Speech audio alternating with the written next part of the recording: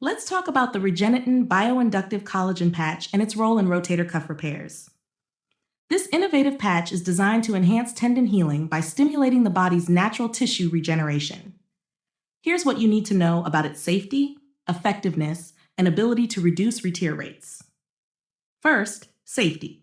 Studies show that the Regeneten patch has a favorable safety profile with minimal complications. Rare cases of inflammation or rice body formation have been reported, but these are very uncommon and usually manageable. Next, effectiveness. The patch helps increase tendon thickness by inducing new tissue formation. This additional tissue reduces strain on the repaired tendon and provides structural support during the healing process.